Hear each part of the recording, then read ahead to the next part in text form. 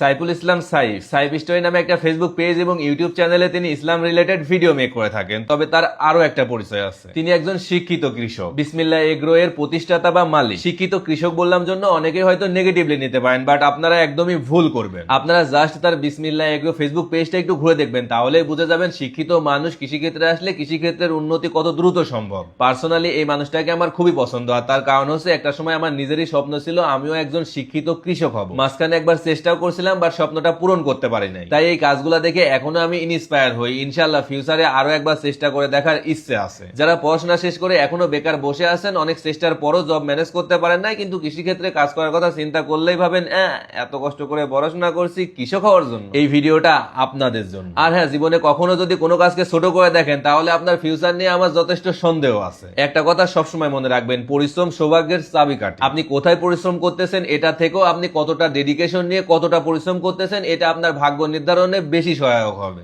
আসসালামু আলাইকুম।